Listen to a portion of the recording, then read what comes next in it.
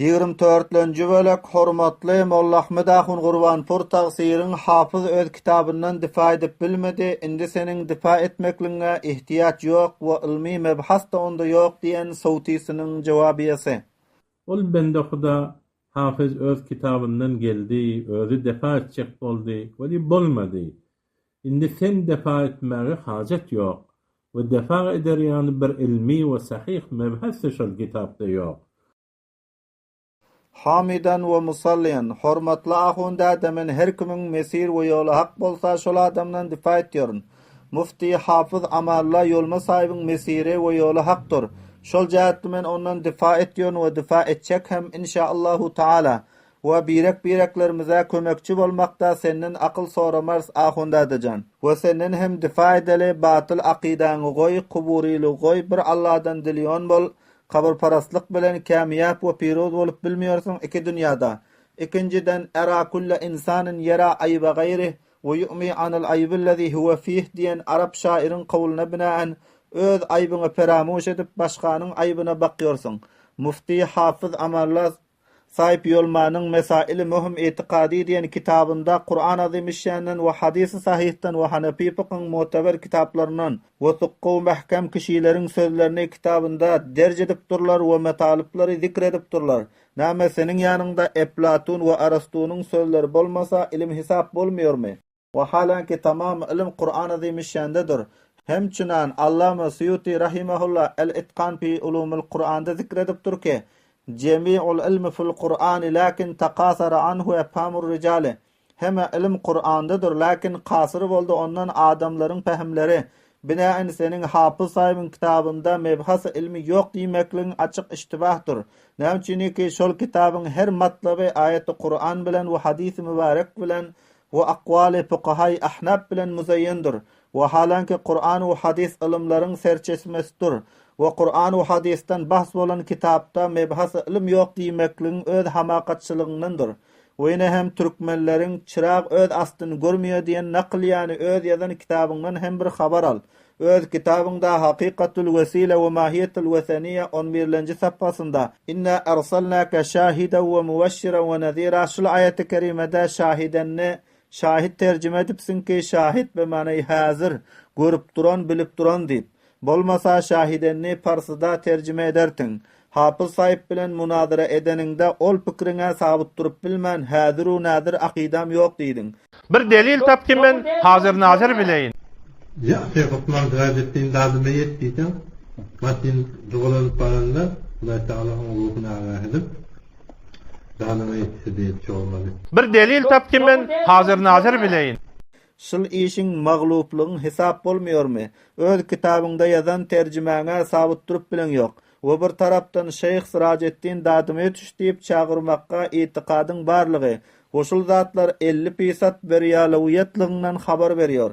Wene hem hafyz kitabyndan dipa edip bilmedip beýle puş sözleri gurup dursun ajap seniň halyňa. Wene hem öz kitabynki Haqiqatul Vesile we Mahiyetul Vesaniýanyň 30-njy saffasynda esnad-ı mecazinin üstü bilen milletine gumralyga sowuk berip barýarsyň ki muessir haqiqi Allah Taalany bilip başgany çagyrsa bolýar diýip. Hormatly ahunda da şöyle ijtiba kitabynda köpdür. Awam bisawat adamlar ey pulan weli meniň keselime şifa ber diýip çagyrsa bul zatlar esnad-ı mecazi bolýar. Ol zatlary esbab bilinýär we bawar edilýär. Ne muessir we halyk we mutasarrif böyle gepleriňe awam bisawatlar düşünmeýär. Weliden hajat dilesen bolýar eken diýip ijtiba we ýanglışga giriptar bolarlar. Hormatly ahunda da kitabyny gaýta başdan bir faqih we alim dana we muhaqqiq tapyp nazar sany etdir täki kitabyndaky ijtibalar hal bolar ýani. We hafyz ýolma sahibiň kitabyna bakyp görseň Hazrat Şeyhul Hadis Mevlana Muhammed Yusuf Husaynpur we Hazrat Mevlana Mufti Halid Dehwari we Hazrat Mevlana Ubaydullah sahip ýani ilmi şahsiýetler taqrir edip durlar.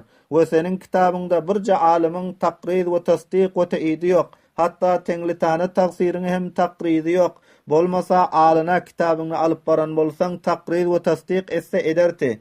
we ahiri gep şulki öz kitabyňy onça wagta oturma. Makula bar ki müşük aneski hut bu boýatneki attar bu goýat. Senin kitabyňy eline alyp gören alim bilýär narakam kitaby bir ardyşlygyny. Wa hafyz sahibiň kitaby Afganistanyň Kabil we Balkhyň mektebelerinde hiridu furuht bolup köp alimlarda bardyr. Ve köp alimler ondan istifade etýärler. Ve Pakistanyň Peshawur mektebelerinde hem tapylýar. Senin kitabyň bolsa Türkmen sehradan gyn tapylýar. Bar yerlerini hem özüň jemawary etdiripsiň diýip Türkmen sehranyň bazı yerli ýaşaýjylary aýtýarlar. Ve men hem senin kitabyňy PDF'den kompýuterda çap etdirip ýanymda bar.